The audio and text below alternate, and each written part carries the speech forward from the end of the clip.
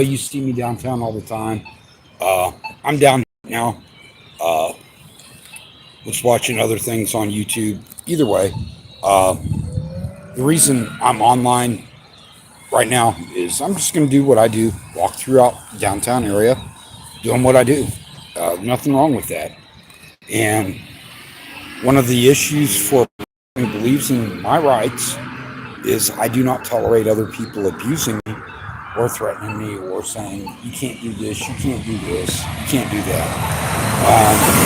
I've corrected a lot of issues down here with private guards coming out on public property saying other things. And at the same time, anytime you're downtown, you are going to have issues with other people. Anytime you film in public, you're going to have issues with people. People may not like the fact that you're recording in public. They feel threatened by that. And the best way to handle that is if you don't want to be on camera, just go away. Some people don't see it that way. They want to push issues. I've been assaulted down here a couple of times over this. And, some other people would say, hey, why go back then? And I'm like, because if I felt I was wrong, I wouldn't go back. But when I tell you, I'm going to continue doing what I believe in because I believe in the principle, just like when I stood up to Lieutenant Lopez and told him, you don't understand that gun sign in your own police headquarters. When I flat there and told him, no, you're wrong. You're not reading it right. Look at it again. And he told me, I'll arrest you anyway. And I told him, well, go ahead and arrest me. How you doing, guys? So, got people walking down here. You got park police just cruising by right now. Either way, where I'm getting at, back to Lieutenant Lopez, after he told me, leave or I'll have you arrested for criminal trespass. And I walked outside. I said, you need to leave. He was the one instigating the problem. He was wrong. I walked outside. I came back in and I said, I need that in writing. He's basically telling me if I come back, he's going to arrest me for criminally trespassing. I need that in writing. Now, of course, he wouldn't do that. What he insisted on doing was, okay, we're going to pull this guy's face recognition through our database. Oh, yeah, our Fusion Center knows who this guy is. Oh, we have this previous bogus arrest on him. We'll get him again. And Lieutenant Lopez pushed the issue and went with, oh, we're going to unlawfully arrest him again. And I sat there and I knew it was going to happen. But go back to what I was saying. If I didn't believe in what I'm doing, I would not face these lawful arrests. And if you don't believe in what you're doing, don't do it, man. The price is severe. It's not just unlawful arrest. You can get one of these officers out here like Medell. And I have no doubt in my mind, Officer Medell with the Bike Patrol would physically injure you in any way physically possible that he thought he could get away with and laugh about it. You look at the guy's facial characteristics, his demeanor, everything else, all the video that we have on this guy showing him beating up a 14-year-old girl. And then his comments to me the other day about when I said, can you get your supervisor? And he says, oh, I can't hear you. And I said, oh, you can't hear me? He said, I can't hear you. And I said, oh, get the dick out of your ear. Maybe that was inappropriate. Maybe it wasn't. I don't feel it was. But sure enough, 15 minutes later, he walks up and he asks a homeless person who hangs out by the police department because she's afraid for her safety. She feels hanging out by that police department will make her more safe. And I feel for that lady. I do. But at the same time, he goes up to her and says, well, you complain that this guy's harassing you. And she doesn't. And I filmed her. I'm like, why would you tell this guy that? What did I do to you to say that? To make you tell this guy that so he would assault me? She even says it. Oh, yeah, I'll testify that, he threw on the ground and beat you. And I'm like, that's exactly the type of dirty officers that are out here. And when we film in public and we go, yeah, there's a reason we do this. If we don't, it's not shown to the public. 90% of the people, like right now, I have one person watching my live stream. If the police roll up on me and arrest me, beat me, whatever else, one person will have seen this. The video will go into YouTube and it'll be logged as private until I get to the account and listed as public. So whoever's watching this, whether you're with the Fusion Center or if you're a subscriber, oh, look, they just dropped off. Imagine that. It's one of those things. So again, I'm down here downtown. I'm going to turn my camera around.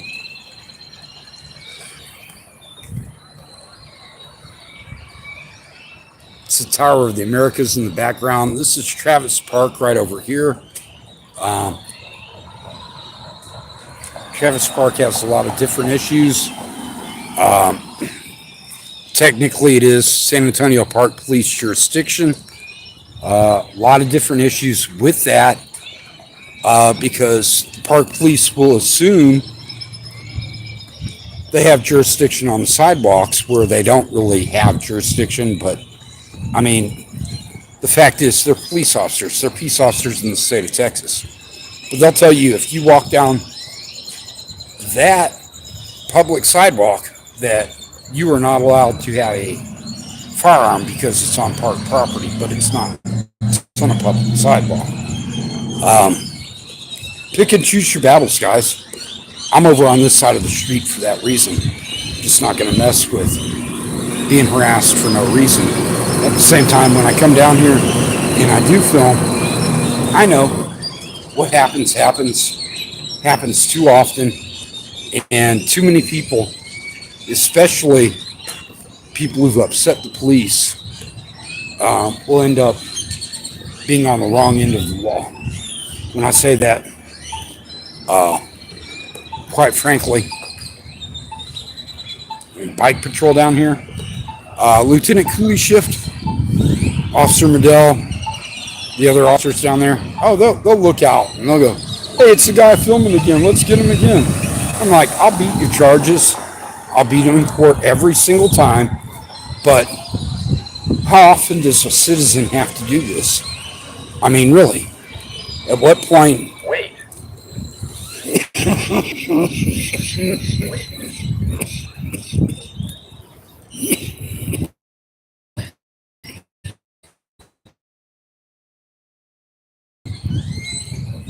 At what point the city have an obligation to tell their officers to stop making bogus arrests, and they just don't. They don't care. Now here you've got a horse-drawn carriage coming up on the parkway. This is Navarro. As I continue on my way, Jefferson Bank there. One of the things that I explained before, when I come downtown,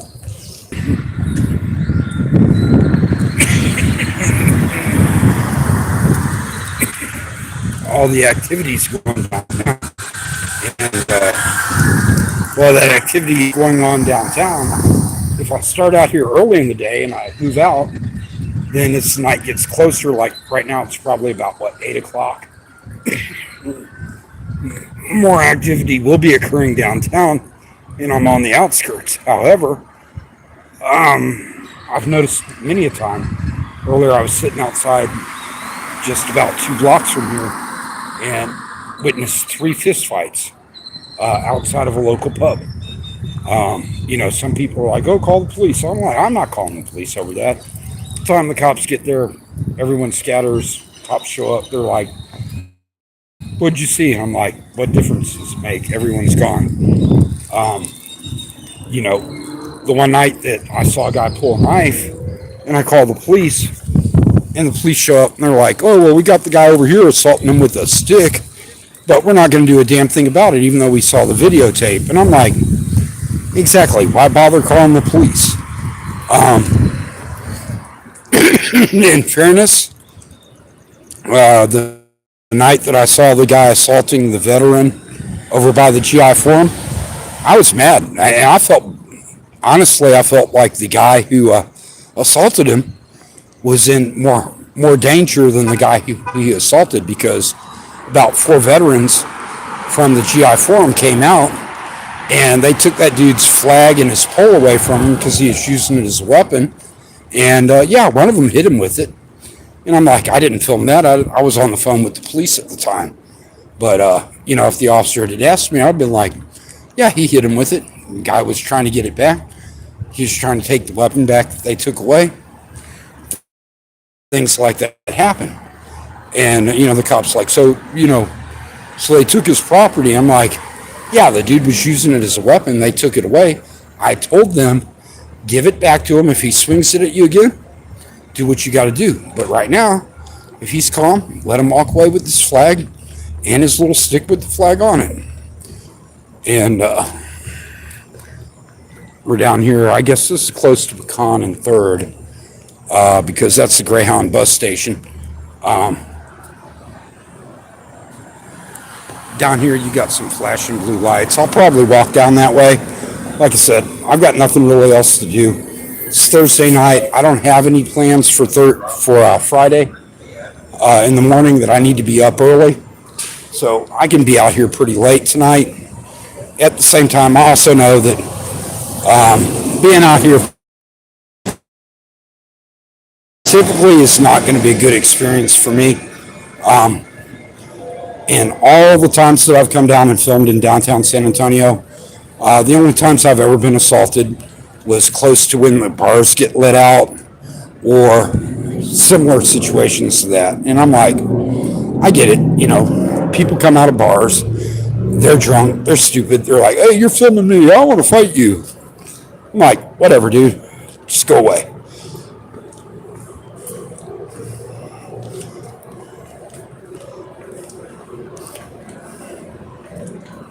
Pretty boring. I appreciate whoever's watching now.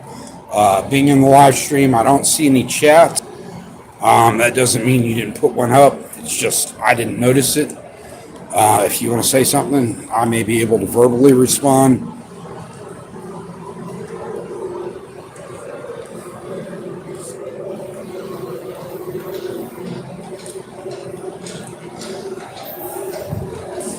And again, when I come downtown, it's not to cause or create problems. 9 times out of 10, everything that I'm documenting, absolutely nothing. Right down here, got a police officer, his personal vehicle. It's construction related. He's working off duty.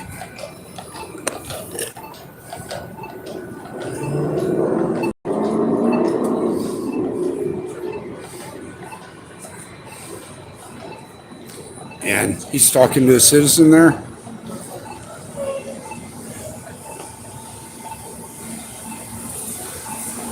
Got a Centro employee walking in front of me now.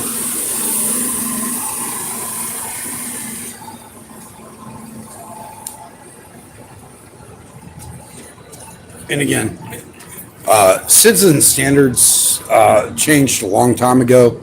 You used to expect police officers to be clean shaven, everything else. Nowadays, they allow them to walk around with goatees, beards, whatever else, versus the old military. Hey, I'm the old military crew style. I'm like, you should be clean shaven or at least have a decently trimmed goatee and beard. But, I'm also like, hey, your facial hair doesn't matter as far as being a police officer. I mean, it doesn't other than how the public thinks you look. So, he's got his red and blue flashing lights. I'll walk over to the front of his vehicle.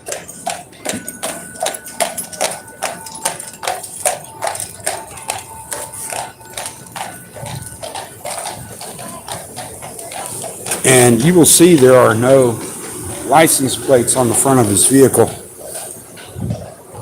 In Texas, you're required to have license plates on the front of your vehicle, but he doesn't. He has red and blue flashing lights. Silverado. It is a private vehicle as far as I'm aware. Does not have any municipal markings. Got this other vehicle right here with its hazards on.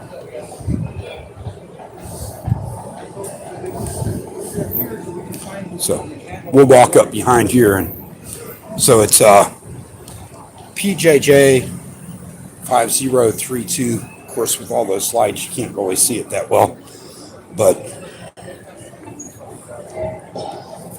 Keep finding shit we're missing.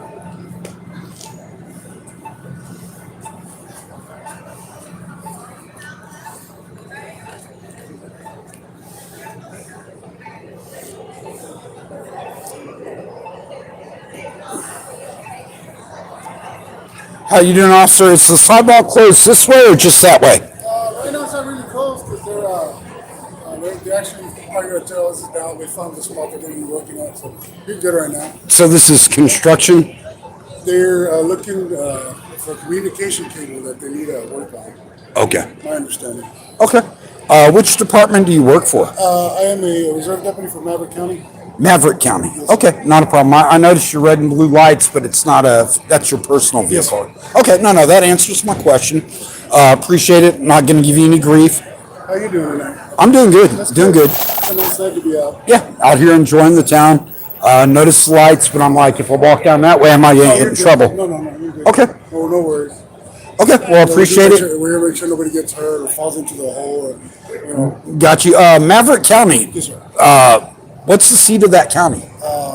Eagle Pass? Eagle Pass. That's what I thought.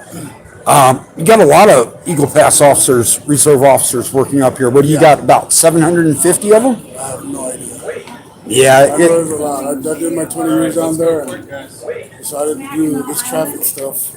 Hey, got to make your money however you make it. Appreciate it. You be safe. You have a good evening. My name's Tori. I film in public all the time. I may see you on another stop. That's fine. That's cool. Okay. That's what you're a member, right? So Yeah, exactly. So, do you normally work up here in San Antonio? I mean, that's where most of your gigs are going to be. Yeah, Mostly downtown or in other areas too? Oh, it depends. Sometimes we're out in the county, sometimes we're downtown. I got off the job earlier when I was over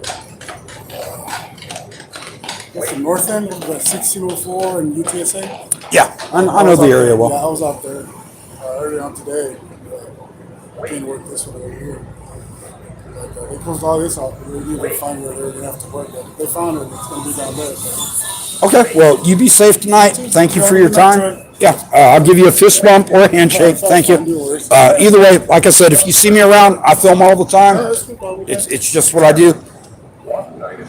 So you got your. I'm talking to my camera.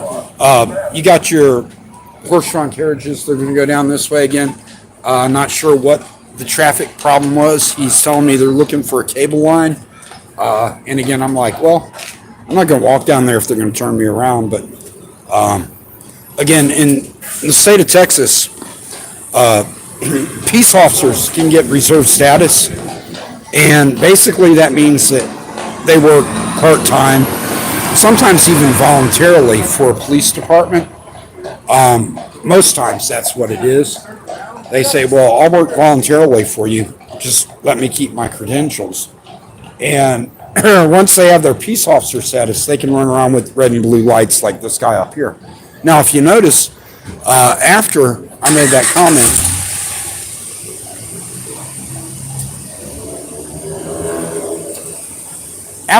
comment, and again, I passed it in front of his vehicle, he does not have the front license plate as required by the state of Texas on his vehicle. But again, he's a peace officer, a reserve peace officer. And, no other peace officer will cite him for that. It's the blue line privilege. If I do that, I'm going to get arrested. And it's one of those things that, again, when we go out and we film and we document, we do that. This guy was cool. He's just doing his job. And again, as you walk up here and you see sidewalk closed, you've got to ask those questions before you go anywhere because you don't want to be arrested for violating public safety. Now, he's moving the safety cones now, and I think he said that, they found the cable that they're looking for. So hopefully he'll be out here and move on to another job soon. But either way, as you see, it's tied up. All the traffic along St. Mary's heading into downtown.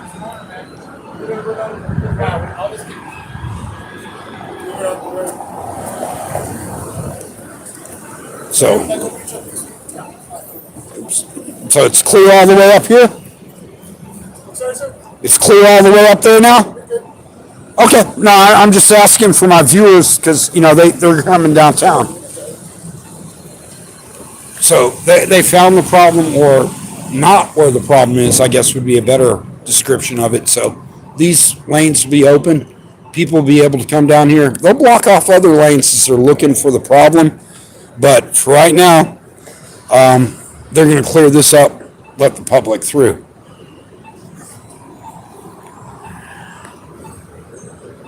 And again, this officer is here because he is a peace officer, and that's required for him to direct traffic in the state of Texas. He's a reserve peace officer out of Maverick County. That's in Eagle Pass. I asked him that to make sure if he was going to be honest or not. I know where it's at. I actually know how many reserve officers they have.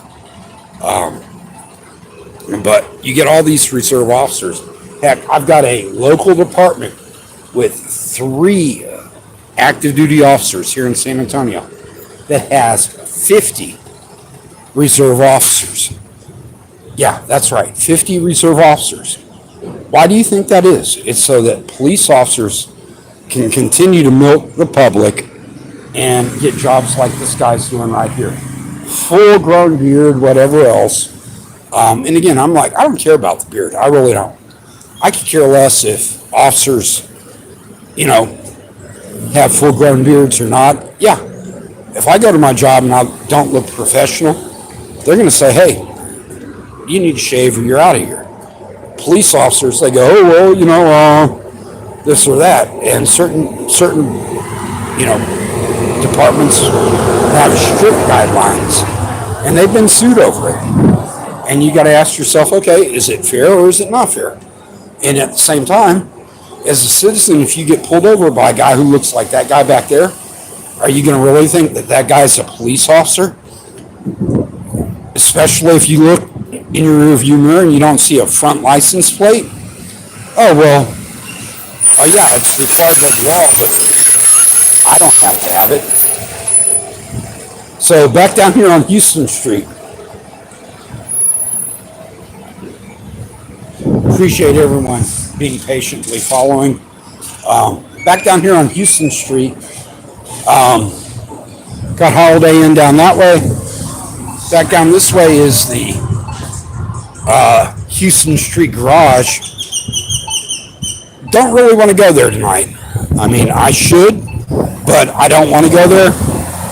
I've had enough issues with the Vail security, and last time I was down there, well, not the last time, but a while back, one of the guards assaulted me and then called the police, claiming I assaulted him and wanted me arrested on a felony. And I'm like, here's the video, guys. And of course, the police then go, well, it's not clear enough. I mean, we know you're innocent, but we can't prosecute him. And I'm like, yeah, exactly. If I come down here and the dude does the same thing, what are the odds? You know, you flip that coin every time you play that game with the police. So, and I say that walking right down here anyway, because I'm dumber than a rock. I'll video record. I'll record my evidence. And if something happens, it happens. But like I showed the officer the last time in the live feed, it was an interrupted broadcast. Whatever reasons. And I mean, it's like, it's clear the guy was punching me. And he's like, well, why is there a little delay there? And I'm like, this is live. It's not altered. He's like, well, YouTube may have altered it. I'm like, yeah, think about that. Would they really do that? No.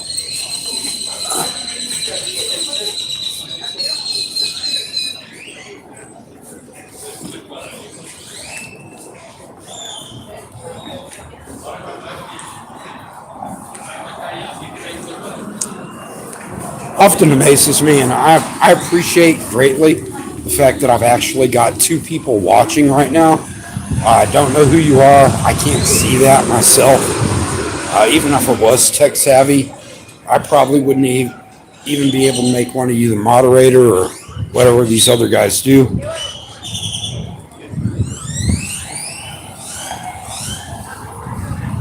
I love that every time I mention someone's watching, they bail out. That's the Fusion Center typically.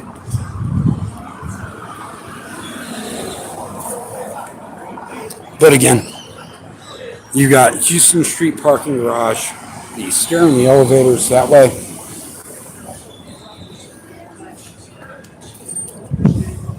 It was actually right about here that I was assaulted by the security guard. And I came back and asked the owner of Alfredo's if he saw it or witnessed it or if he had video of it. He's like, I didn't see it. I don't want to get involved.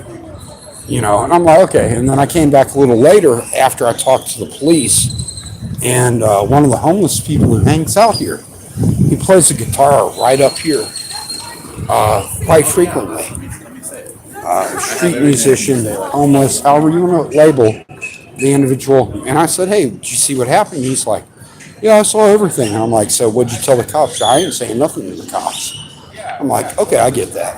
And the cops tell me later, oh, well, the guy who was up there said he saw this.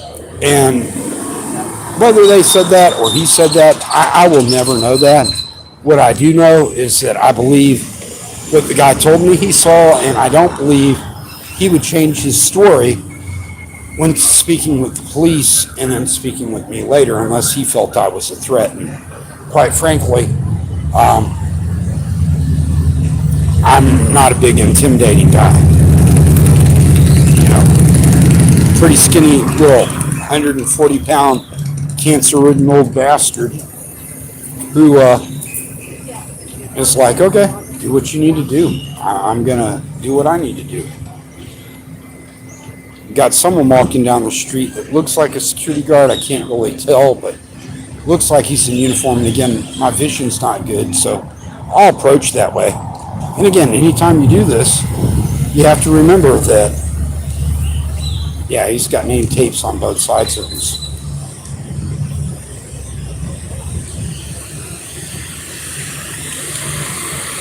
It's Centro. I'm like, that orange water bottle from back there looked like a stun gun. I'm like, oh shit, it's Cobb. He's coming to get me.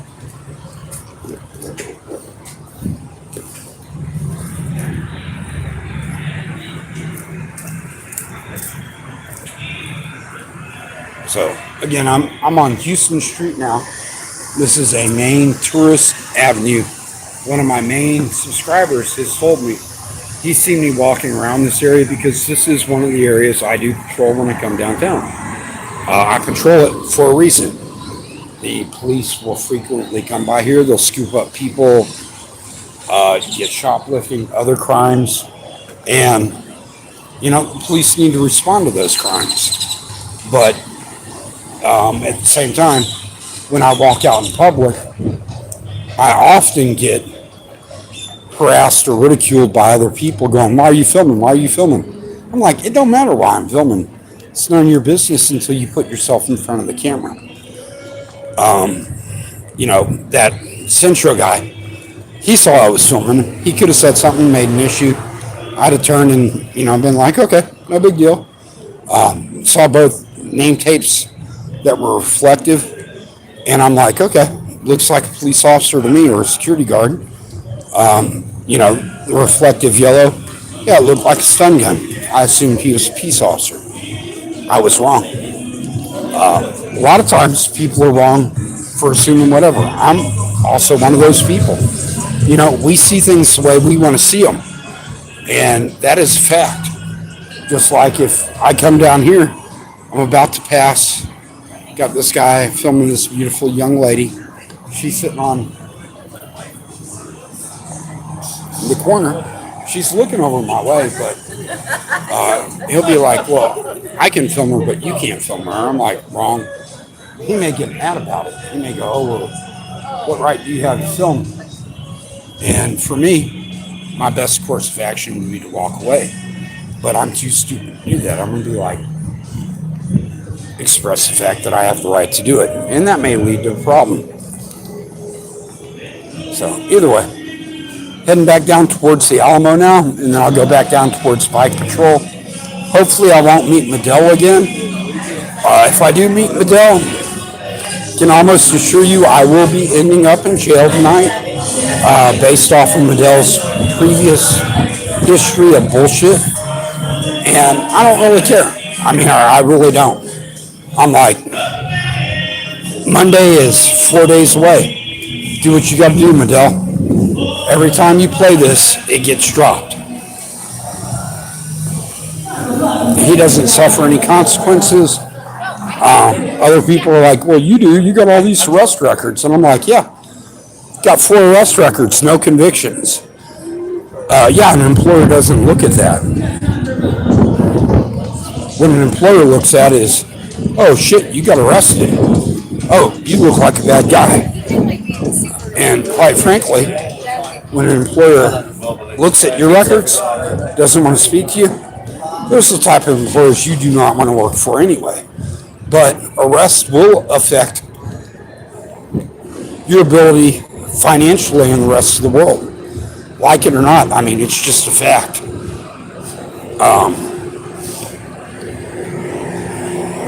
I had a review for a background check, and the FBI asked me about a public intoxication charge in Austin, and I was like, oh wow, I'm surprised you found that. And they're like, yeah, well, the only reason it came to our attention is because it's got your fingerprints with the wrong name. And I'm like, yeah, I didn't give him that wrong name. I was wearing my dog tags at the time. Gave him my dog tags. They said, give us your name. I'm like, you got it. And the officer inappropriately typed in the wrong name. And so, you know, I claimed that on my background check. I said, yeah, I got arrested for that. They couldn't find it, so they dug deeper, and then they went, hey, wait a minute. Oh, so what's going on here? And I'm like, hey, that's what it was. Of course, I passed that. They signed off on it because I was honest. But again, other people, you know, you just never know what's going to come up to bite you in the ass in the future. It's the same when I tell people, don't give the police your ID. Police ask you for your name to fill out a suspect report. Okay, you suspect me of being a suspect. Either arrest me or fill out your report without my name. You got my description, do what you need to do. And cops go, you can't leave until I get this information. And when you enforce your rights, cops get belligerent. They get nasty, just like Officer Medell. I said, so, are you detaining me? Yeah. I believe you're harassing this lady. And I'm like, you're out of your mind. I just got the video proof for her saying she would have you assault me and laugh about it, and you're going to say I'm like, okay. Showing him that evidence ain't going to do anything. He ain't going to believe it. He's going to say whatever he wants. And he says, you have to give me your ID. And I said, why? Am I under arrest? You're being detained. Okay. Gave him my name, and he's like, your date of birth. And I said, am I under arrest? No. Okay. Not going to give you my date of birth. Doesn't matter. His lieutenant knew who I was. Everyone in San Antonio police knows who I am. It's not like I hide from them. But for Officer Medell, who's like, oh, it's a power trip thing to me. I'm going to force you to ID. I'm like, you can't make me do it. The other officer's like, well, yeah, you can't just give your name if you're intoxicated in public. And at that point, I was like, okay, so now you're saying I'm intoxicated in public. And that's one of those charges that very difficult to beat in court, because all the officer has to do is prove in some way in his mind that he thought you were a danger to yourself or others. Think about that. That's a very loose interpretation. And when you get down and you prove it to him and you go, okay, well, the officer just 5 seconds before was looking at me, filming me with his own personal body camera and his own cell phone, decided not to approach me and arrest me for the same thing. But then, as I walked off, he went and talked to another lady and went, "Oh, yeah, we can conspire to get this guy in harassment. So, yeah, now we'll get him for disorderly conduct."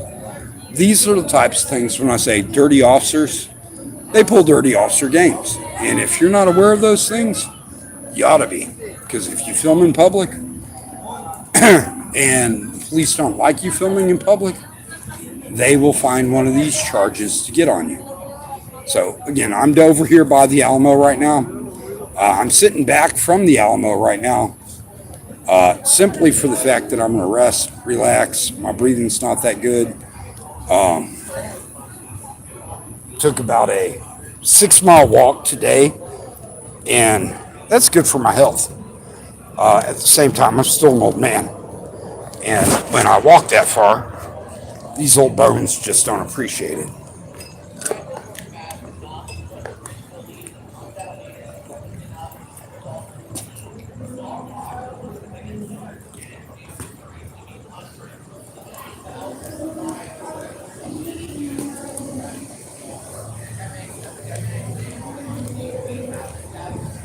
So on a Thursday night, this is pretty dead for Alamo Plaza.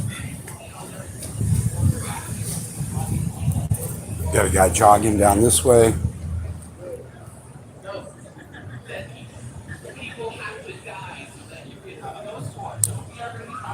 You got your tourism groups come through and make money off of doing these on the public sidewalk. And again, you know, they don't say anything to them there. They're on the public right away. They have a right to do that. You'll see him encroach into private property. They don't say anything to him. However, if I do that, they will tell me, Basically, everybody's hands should be up. I understand the kids have not heard this before, but all of these hands should be up. I do not have Daughters of the American Republic's permission to be where I'm at for whatever reason.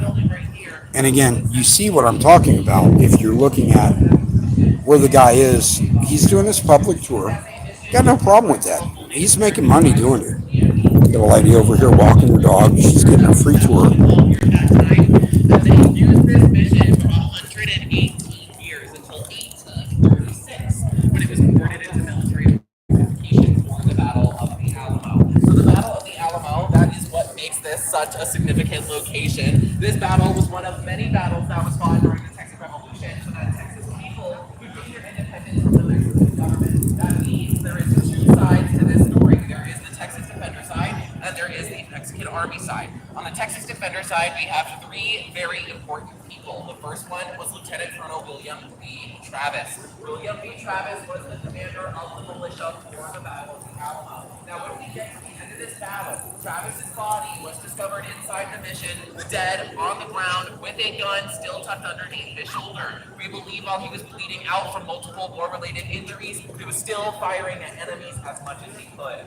until he was killed. The second very important person to this story, you may have heard of him, Colonel Davy Crockett, super famous historical figure. This is a statue of Davy Crockett right here. Davy Crockett was responsible for gathering volunteers for this militia, and these volunteers came from all over the United States, not just the South, but also Now, as a South Texan and both a political science major, I've got a lot of issues with what this guy's spouting. Teeny tiny militia. That is not that many people whatsoever. They did reach out to the U.S. government for reinforcement, and the U.S. government refused. They were like, this is a suicide mission. We will lose way too many people during the course of this battle, and we did not start this fight, so sorry, Texas. You made your bed. You gotta lie in this one. And so they still fought. Now, Davy Crockett, when we get to the end of this battle, his body is discovered in the back of the mission in a pool of blood, surrounded by dead enemies. We believe that he killed several soldiers on his way out, sort of like a blaze of glory, if you will. Anybody who was trying to kill him, he was going after them too, until it ended in a horrible. And again, this is the typical. I'm a Texan. Been a Texan all my life. James Bowie is a super super famous historical figure. The Bowie knife is obviously a part of his legacy. There's even a city in Texas called Bowie, Texas, so he's obviously a pretty important guy. Thank you, Steel Street. I see you on there. Ain't nobody going to tell me I'm not going to be able to record. I'm on a public sidewalk right now. And again, past there, different story, private property, but I can still walk on there and record. This gentleman here is on their property. He's recording, he's having people recording. And for me, I'm just like, well, as a South Texan, and quite frankly, a lot of people have asked me this, and I'll answer it. You know, honestly, I am not Hispanic. A lot of people have looked during the summer months and saw how dark I am and said, oh, well, you're Hispanic. And I'm like, it doesn't matter if I'm Hispanic or not. I have American Indian blood in me. And that doesn't make a bit of difference to me. The facts are, the truth, when it comes down to people come down here and spouting their political BS and giving these tours, that's what upsets me. This guy sitting down here giving, oh, well, Davy Crockett, died in this and this and this and this. I'm like, okay, how many times has he once said all the Hispanic or Mexican Americans who also fought for the same cause? It wasn't about U.S. versus Mexico. It wasn't about Texas versus Mexico. It was about the fact that someone's rights were violated, and they said, hey, we're standing up. This is bullshit. We signed this agreement, and now you're going against it. It's the same thing we're doing nowadays. Makes absolutely no damn sense to me at all why so many people assume the Alamo is white supremacist, because it absolutely isn't. The Alamo represents people who stood up against tyranny. And the majority of the defenders in this compound and throughout Texas were of Mexican American descent, Mexican Indian descent. You get all these people came in from the Americas to back them up, and they're right about that. But it doesn't change the fact that the reason for the conflict was the fact that General Santana decided, hey, what we told you was valid, it's no longer valid.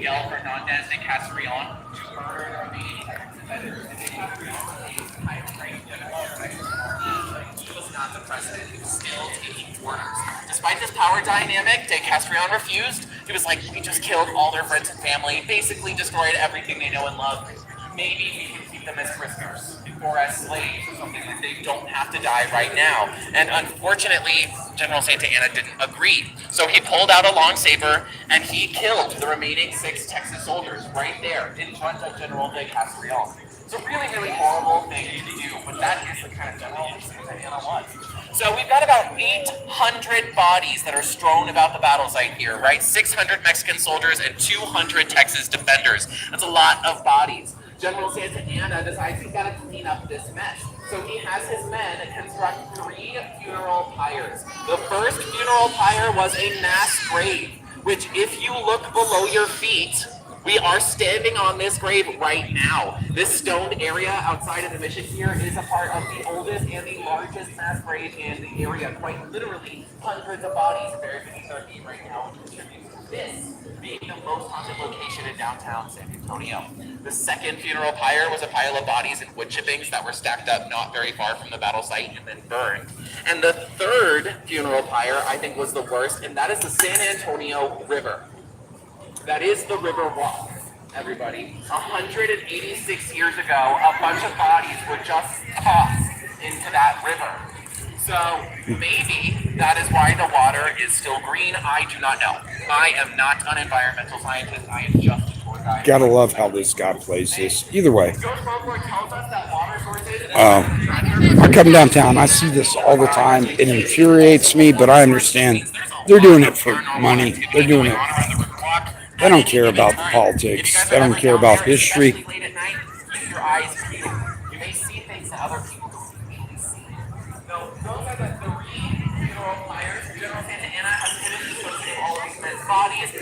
takes his remaining cavalrymen to go start fighting other battles in Texas. Eventually, they lose at the Battle of San Jacinto in April of 1836, which is why we celebrate what in San Antonio every year? Does anybody know the answer to that? Fiesta? Like, that's the whole reason we celebrate Fiesta every year is because of Texas independence. Well, y'all have never even been to San Antonio before, so I get that. But yeah, that is why we celebrate Fiesta every single year. It is a week-long celebration celebrating Texas independence, and so you guys kind of picked almost the anniversary of that to come down here and do a tour, which is like a really good time to do it. Now, General Santa Anna made a few mistakes during the course of the Texas Revolution. First mistake, he lost. That's a pretty big mistake in my mind, losing the war. Second mistake, he did not destroy the Alamo. It is still standing and it's in really good condition after all this time.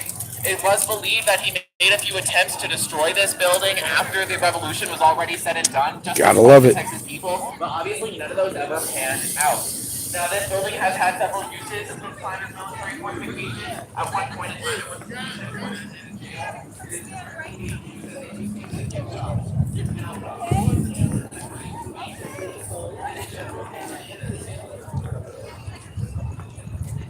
Thank you so much. Thank you.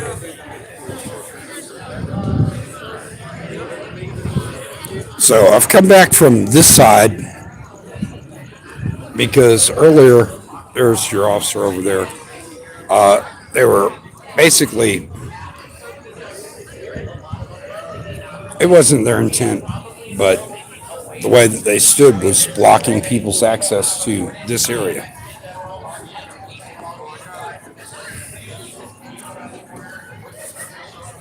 And so when I said I came back over to this area, I was waiting for this.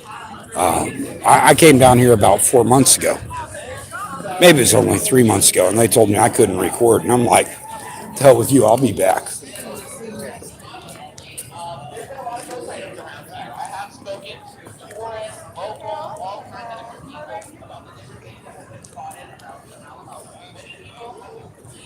Got the Minger Hotel down that way.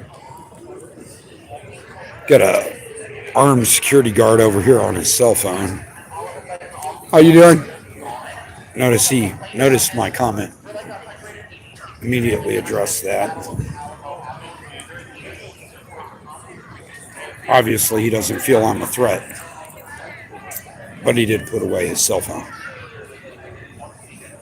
Now, one of the other things that people have seen down here is what appears to be a Mexican general facing along the front of the mission. I believe this is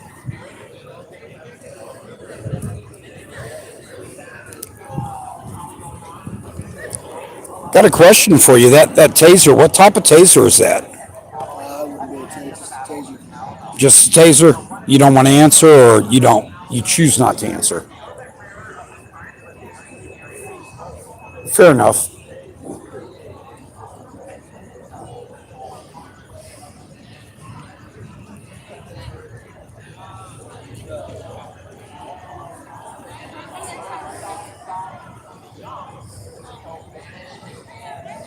So, trying to zoom in on his shoulder patch, but can't really see it that well.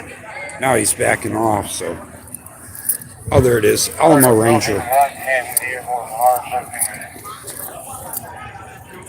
So, of course, now he's going to back off and out of my area. Again, you can ask officers questions, and if they answer in ways like they do, they're obviously going to be non-committal, aggressive, anti-public information. He's like, oh, fuck this guy. I'm getting out of here. And he has all rights to do that. He has no obligation as a security guard to answer my questions.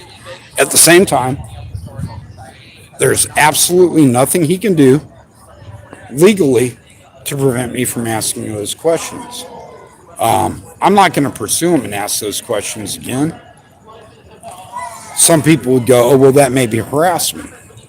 My point, again, goes back to, I came down here and I was asking volunteers questions, legitimate questions about the Alamo. Why do they come down here and volunteer? What information do they give the public? Where do they get their information to give to the public about the Alamo? Because despite the fact that this is a historical site, there are a lot of people who disagree with everything that's been written about the Alamo. I'm one of those people. I know for a fact that everything that's been written from the victor side is not necessarily true. You go and examine other documentaries from Mexican records, and it doesn't look good. It's not polite, it's not friendly, but when you get officers writing personal memos that explain atrocities and everything else, and then the other side goes, oh well, it's okay that they did it but not us. No, you just don't get it. You don't get a pass on that. This was not a one-sided war. Any rebellion is going to be bloody. American Revolution was bloody for a reason. Texas Revolution was bloody for a reason. But for people to come down here and then go, the Texas Alamo is a shrine of Texas freedom, but you got guards down here who will come up to people filming in public and tell them, you can't film me. Tonight, that hasn't happened. I make it a point to follow up on things like this.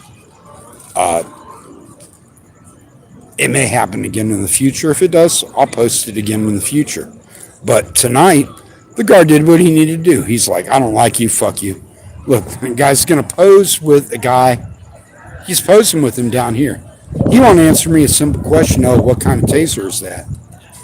He won't answer that simple question to me. But he'll sit there and pose with other people.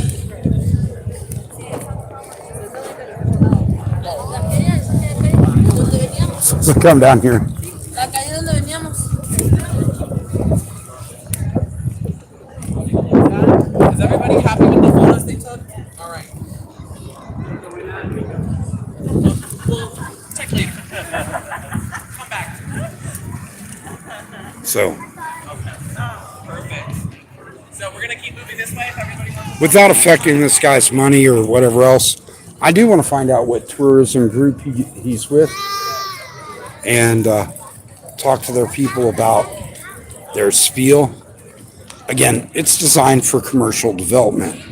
Nothing against that. But some of the things that he said, I mean, they're myths. And yeah, it sells tickets, whatever. I mean, you've got 1, 2, 3, 4, 5, 6, 7, 8, 9, 10, 11, 12, 13, 14. You got 15 people following him.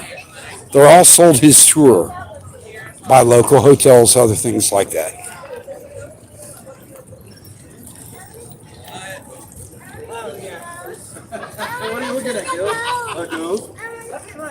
You guys have traveled far to get here for this weekend. Y'all did? Where'd you come from? Oh my god. Why? I'm assuming you all flew, right? Okay, can't make that drive. What about y'all? California. Awesome. Well, I'm excited to have y'all here.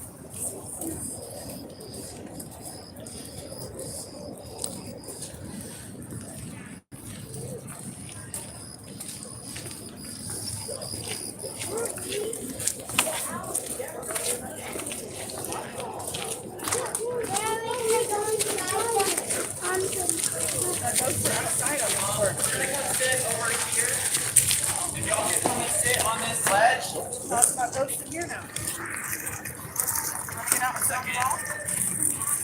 Hi. I'm not really allowed to record the tour, and it is a private paid tour. Deport What's your name? Jesse? Jesse. Do you know who I am? No? Okay, why are you talking to me? Because you're following my tour? Are you in public? Yeah? Okay, go back to your tour, Jesse. That's exactly what I'm talking about. People in public, they use the public right away, and then they walk up to you and say, you can't record in public. To our second location for the evening. This is the Menger Hotel. This hotel has been known as the finest hotel It was built by William and Mary Menger. It started as a bar / brewery and was later converted into a full-service hotel. Now, this was a very famous hotel in its I see comments, but I can't read them because I don't have my glasses on. I pulled them up when the guy approached me. I just don't like being punched in the face with my glasses on. Just to name a few. Now, during a brief period of time, the Civil War was happening here in the United States. This hotel was converted into a hospital. So what does that mean? That exactly. Not only that, this hotel stands on part of the ground where the Battle of the Alamo was fought. So what else does that mean? Okay, I got you. Still Street. See your comments.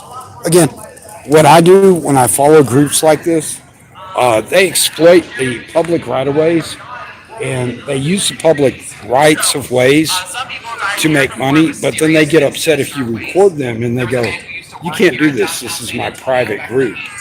And I'm like, no, you don't get to do both. This is public. If he doesn't like it, he can call the police. This is one of the things that I stand behind about being in public. I'm like, you don't get to have or pick and choose if you're in public and you use public assets like the Alamo and everything, all the historic sites, and he gets to use these and walk down these streets and then tell another person, you can't follow me because you didn't pay me to follow me. I can follow this guy his entire tour and get all of his information that he's giving to everyone else who paid for it for free. He doesn't have to like it. And he can go, well, you're stealing from me. And I'm like, no, you're giving this information out in a public discourse. If he doesn't like it, what he can do is issue everyone out here a public headset or a private headset, and at that point, everything he's saying can be relayed directly to them, and then I won't hear it. But instead, he's speaking in public, and people just don't get that. They have no rights of expectation of privacy when they're speaking in public, and they get mad about it, and it's like, dude, you're making money off this. Why are you so upset about it? He went on to represent Woodrow Wilson in the 1912 presidential campaign. So he was a high-ranking political official who got away with cold-blooded murder. Although I'm sure that that's not the first time that happened in United States history. Probably was not the last either. But I'm just going to stick to what's on the tour. Make sure we all have a super fun and safe evening still. Now, that... Notice he just threatened or implied a president committed murder. Ghosts in the Meeker Hotel is around 32. 32. That's kind of a lot of ghosts, but when you think about it, a lot more than 32 people have died on this premises or inside of this building, so 32 could be just a little number comparatively to that. So, I have another story. So again, his tour groups, these tour groups that attract the tourists down here in San Antonio, they don't just do historical tours, they're all about ghost tours. And when I say they push the ghost theory, you know, I don't dispute that or not, but when they always go, oh, well, there's so many deaths here, there's so many deaths here. And I'm like, okay, that's fine. At the same time, the hotels that you're advertising your sites on, do you let all their members know how many people have died on their property? No, you don't. You walk them around the town and you say, oh, 32 people died here at the Menger. Okay. Let's look at how long the Menger has been in existence. Is that a unfactual statement? No, it's not. The Menger's been here a damn long time. To make sure she was going where she said she was going, and eventually he got so paranoid that he started following her around the hotel while she was cleaning like laundry. And he would get into arguments with her, he would scream at her, he would scream at her male coworkers, and then he tried to talk to her.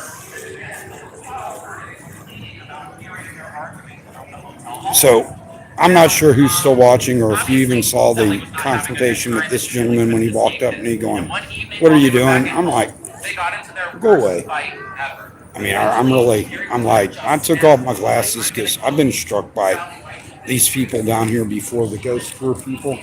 Had a lady slap me one time, and I wasn't even filming at the time. I was just following the group, listening to what she was saying. And I'm like, yeah, I'm just listening to what you're saying, so if other tourists ask me, I can relay that information.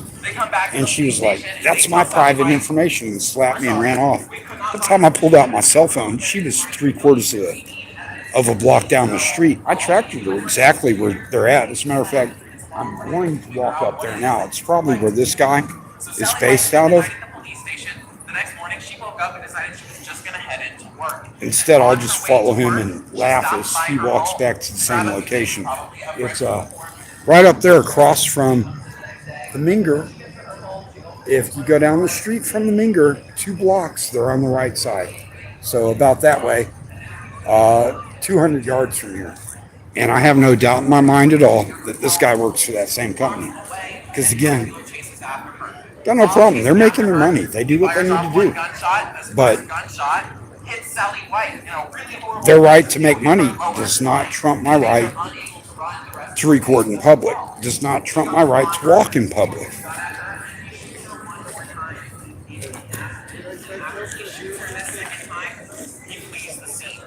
Now, one of the other maids who was working for the Minger Hotel at this time was on her way to work, and she found Sally White bleeding out in the street and unconscious.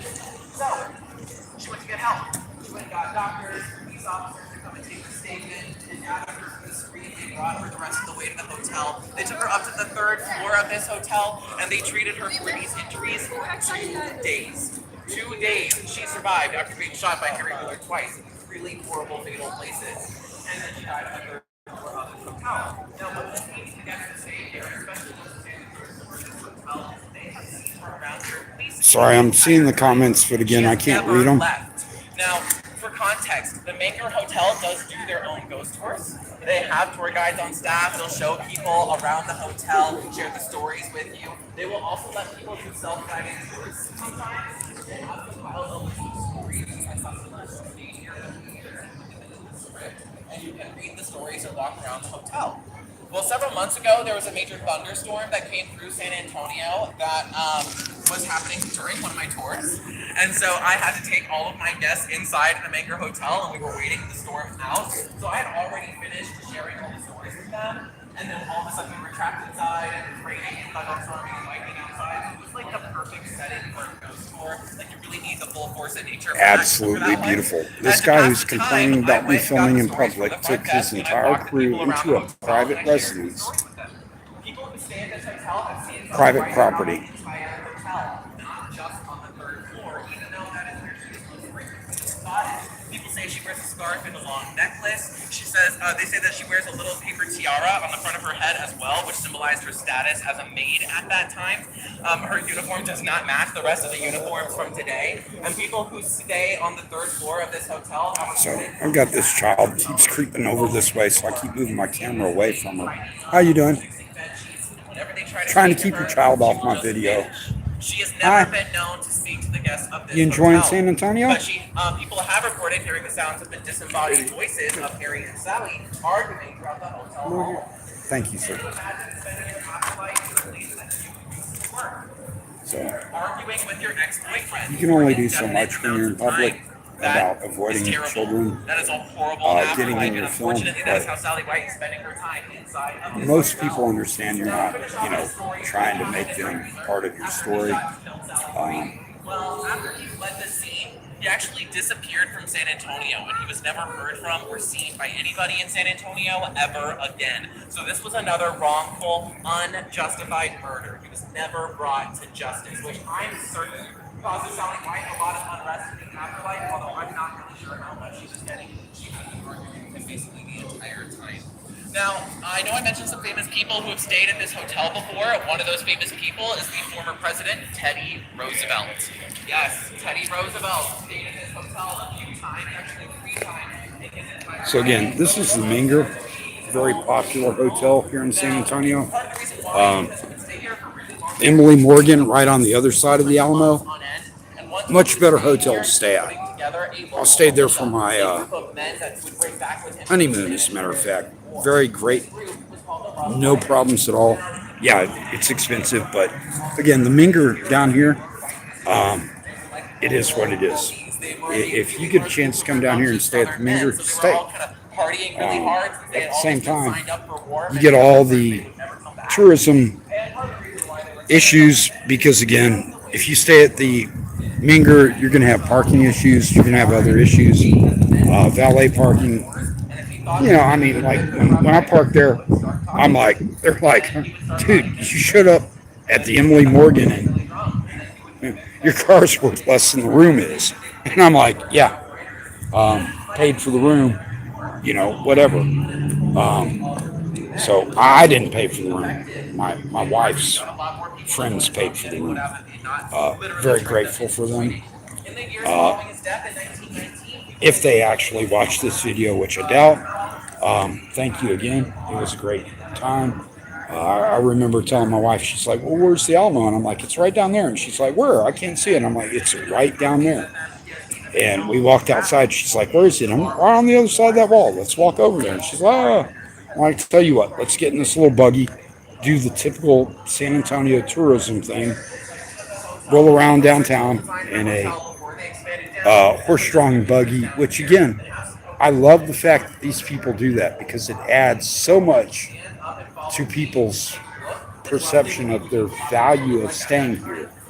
Of all the things that my wife remembered, it was nothing to do with the Alamo or the fact that we could look down on the Alamo. It was the fact that we caught a buggy right outside the Alamo and drove throughout San Antonio in a horse-drawn buggy because all women, you know, they think that way. So his tour finally ended here. Again, the fact that all of his people that are filming these locations doesn't bother him at all. What bothers him is that I didn't pay for the tour and that I'm following him.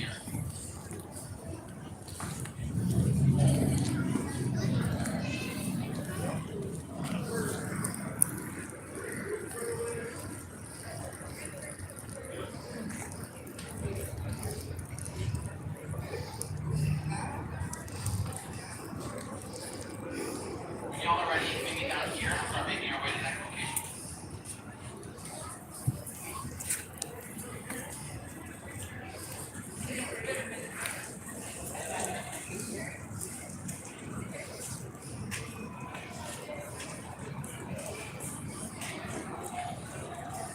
And again, my point about public tours is that they're public tours. If you don't like it, don't join a public tour. Don't be upset that you're in a public tour.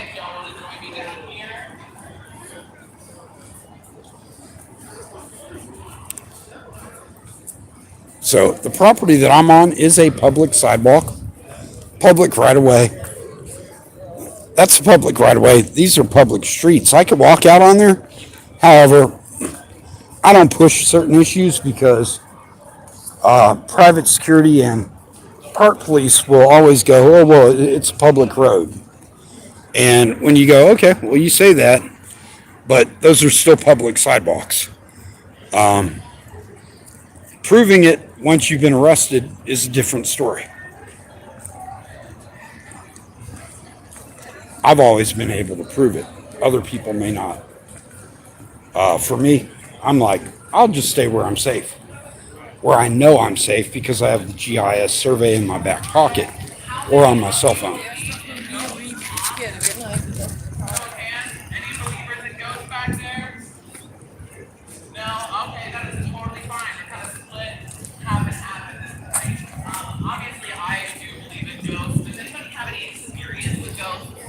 Anybody ever seen one, heard one, or even something they might have thought was a ghost? Okay. On your camera? Oh, that's awesome. Well, I have heard a lot of ghost stories from the people who have come on this tour. I have met people who have had really weird experiences with ghosts before. If y'all want to hear what is like one of the scariest ghost stories somebody ever told me. So there was a woman who came on this tour a few weeks ago, and she was an avid ghost hunter. She would frequently go to cemeteries, graveyards, and she would like go ghost hunting and take photos and stuff. She found an abandoned cemetery near her home in rural Texas, and so she decided to go out there and start taking some photos. Well, She didn't notice anything at first, but when she went back home and started flipping through all of her pictures, she noticed a figure of a man, like a shadowy figure that was showing up in the background of her pictures. And she was like really excited because that's what she was looking for, right? You know, obviously if you're a ghost hunter, that's something that you would want to see. Well, when she started going out and about in her daily life, started hanging out with friends and family and stuff like that, unfortunately this shadowy figure kept showing up in her pictures. Which is like super weird, and she started getting That'd be like this guy saying, started happening around. "Oh, this guy over here shows up in my picture." Oh, look, he's gonna go tell this guy. Look, here you go.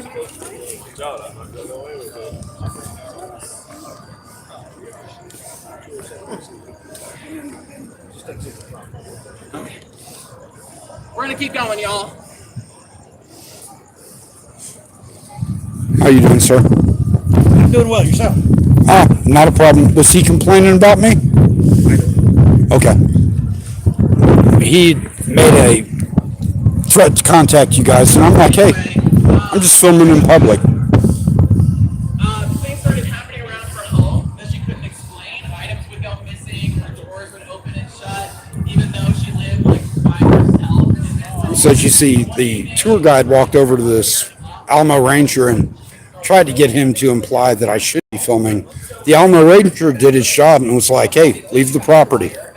I'm not doing anything wrong. The guy's not doing anything wrong. The guard did his job correctly, and he avoided answering my question, which was also professional of him. Thank you very much, officer. You have a good evening. Can I just document your name? Can I document your name? Alberthal Garcia. I'm sorry, Garcia and Alberthal. Alberthal. Okay, my hearing's not good. Appreciate your professionalism. A lot of times these guys who Appreciate your cooperation as well. no, you guys give me a lawful directive, I follow it. But guys like this that go, you can't film me giving a tour. I'm like, why? So, you guys have a good evening. I'm going to continue following them.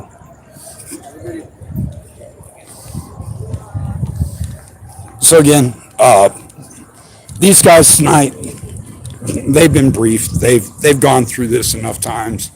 They know what they can and cannot do, and some of them initially, you know, they're like, "I'm not going to answer that."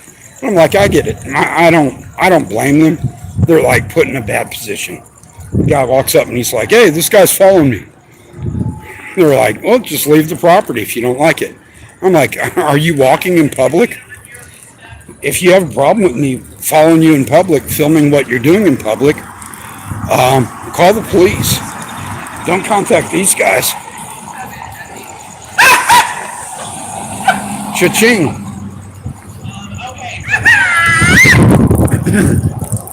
Here we go. So now we're back out on public property over by the courthouse. And this is the Emily Morgan Hotel. It is Gothic revival style architecture, which is very unique since there are no other buildings in San Antonio that are Gothic. This is the only one. So it's the scariest just from the architectural style that they chose for the building. The construction. And when I said that this guy more than likely is running out of ghost tours right down the street, As a hospital. they're located not far from That's here. what this building originally was. So what does that mean? Well, exactly. Not only that, it is really close to the Alamo. Do you guys see how close it is to the Alamo? It is totally on the same battleground where the Battle of the Alamo was And fought, which he is exactly a lot more correct. death, Emily a lot Morgan, more ghosts. Alamo right there. It comes to no surprise with the history of this building being the way that it is, that this has been named the third most haunted hotel in the entire world. That was a distinction that was made by USA Today. Oh, this guy's in gonna an walk article over and from block my view. 2018, and it stands very strongly at third place for several reasons. So I've had a lot of guests who are staying at the Emily Morgan come on this tour and then like share stories of the things that happened to them with me. Some of the people who stay here have complained about So drinking. I continue to move away from the tourists to keep this guy in my camera view. I believe there's a few reasons But why that might be. occasionally these guys just want to keep meandering into my view. What was medical science like at that time in the 1920s here in America?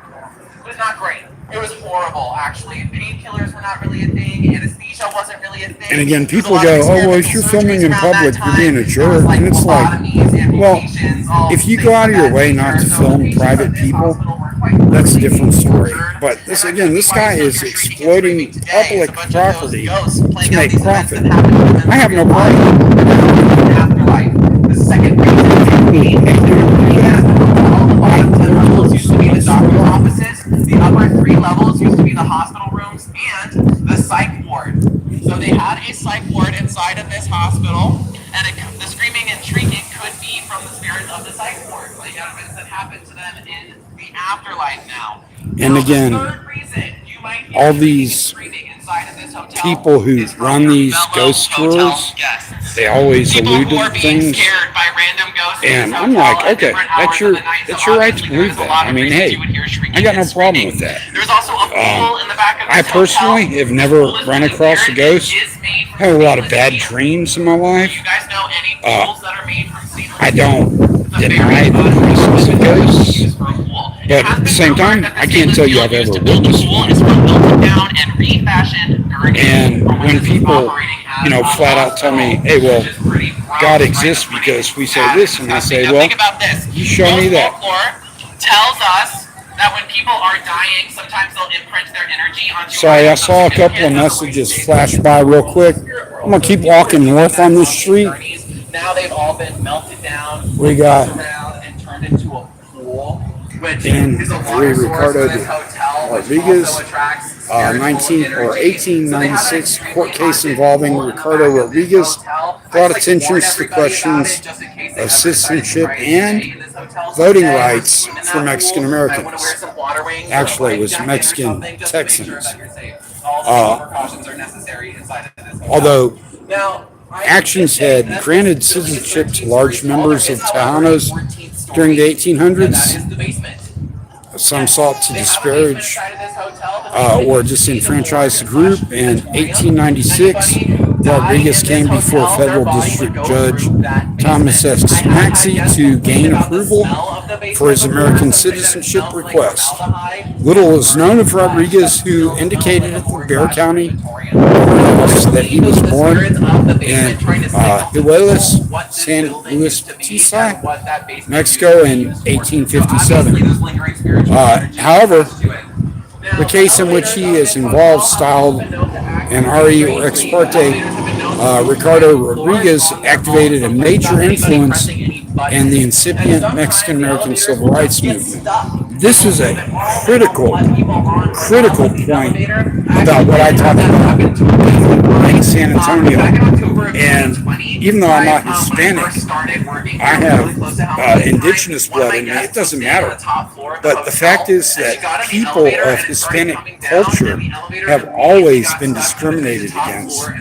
And they're push to show that is difficult, but if you look at it in history, it exists.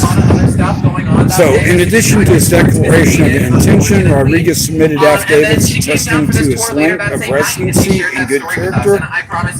San Antonio lawyers submitted 2 amicus curiae briefs suggesting that he was ineligible for naturalization based on his ancestry. Again, think about that, based on his ancestry. Maxey considered the evidence and delayed a ruling. Instead of appointing a committee to examine the issues and report back. After receiving committee briefs, Judge Maxey rendered his rulings, and on May 8th, 1897, while noting that Rodriguez was uneducated, could not speak English, and did not know the principles of the U.S. Constitution, Maxey affirmed he met residency and character requirements. The judge also believed that citizens of Mexico were eligible for naturalization regardless of questions of race, and resolved to grant Rodriguez's application. The political and social consequences of the rulings were significant. life. Amen. That is the scariest thing that It goes on established the inside right of of this Mexican hotel. What we immigrants are to gonna do attain right now citizenship is we are gonna stand if up and requirements go other to than the building. ethnicity were met and affirmed, and that immigrants could not be denied naturalization due to lack of education. And again, this is a marker that is property of the state of Texas, put here in 2010. This gentleman, he's giving a ghost tour, political tour. That's his choice. This is what they pay him to do. I understand that. At the same time, as soon as he was affronted by the fact that I filmed his tour, I'm going to follow him for the rest of his tour. That's just what I do.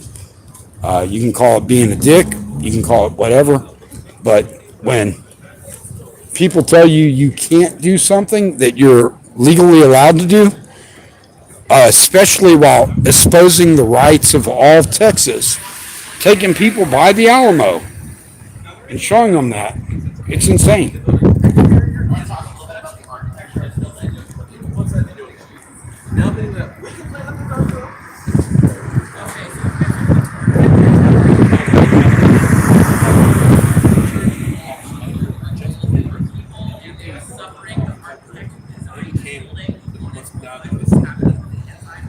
So I have another very small tour going on over here.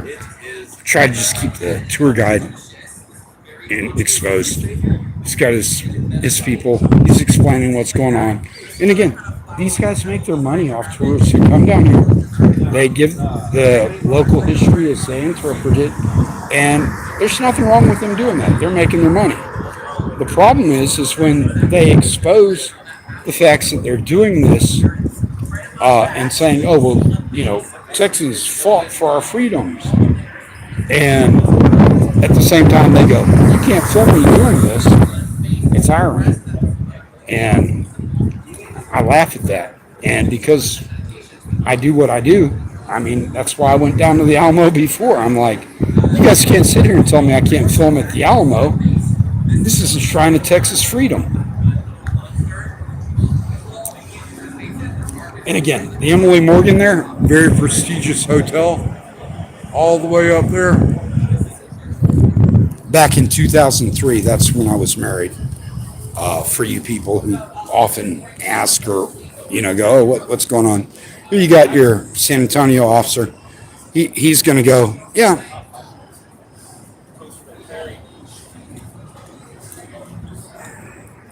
Yep, there you go. Now you got citizens complaining that I'm following them around filming them. And again, this is exactly why I choose to do what I choose to do. They can continue to complain. Oh, imagine that. This is why I went live. Hey guy, what's going on today? Nothing? No? Nisi? Oh, I know you. I know you too, Nadal. sir. So why are you harassing people? How do you Sir, you're following this family around and you're scaring them. Yeah. following who around? She says that you're taping her kids.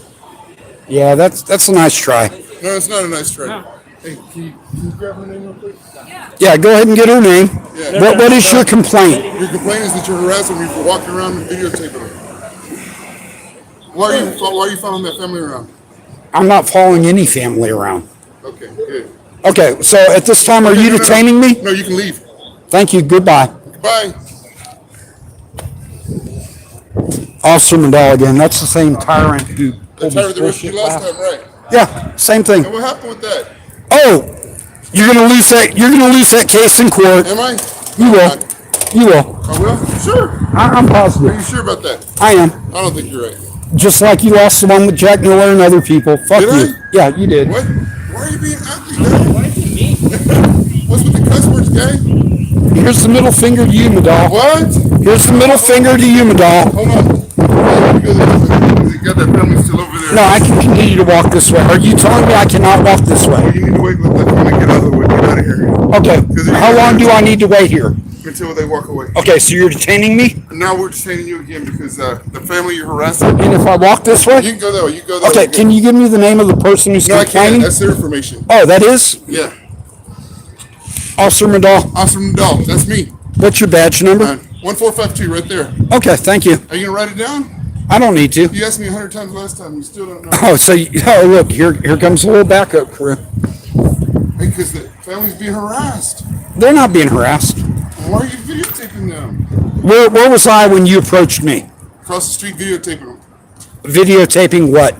Those people. Are they in public? Are they in public?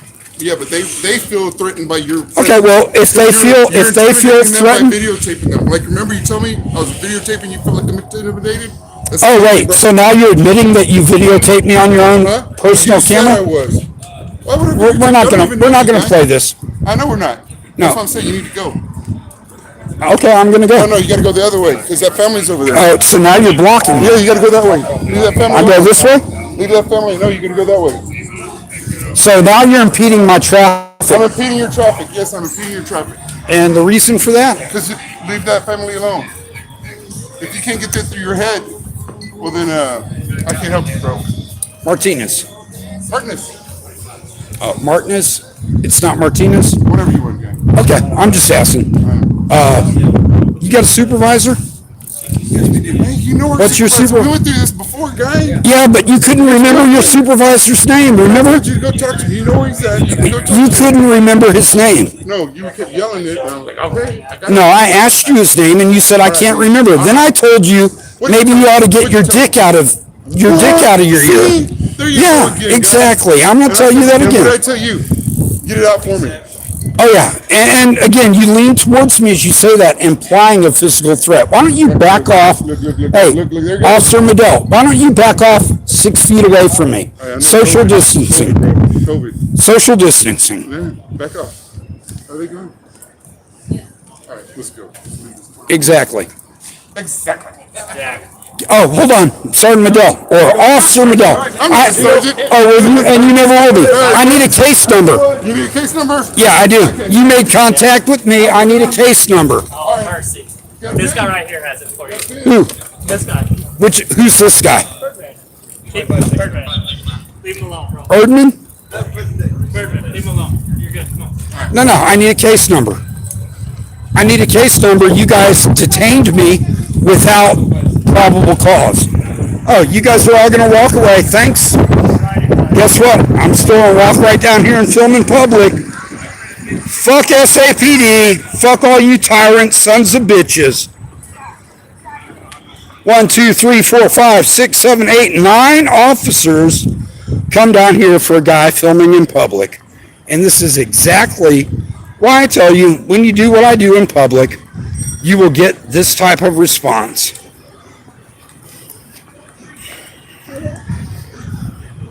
And again, when I said I knew exactly where these sons of bitches were going, they're going to come right down here.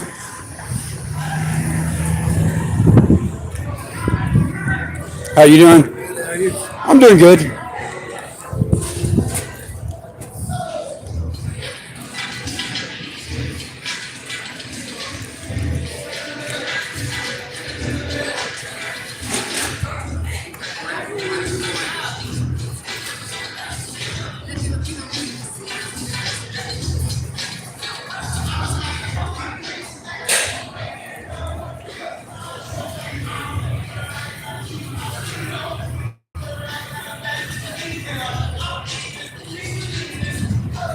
Well, guys, I'm going to close out my live feed for right now. I'm going to head back down to SAPD Bike Patrol in a few minutes.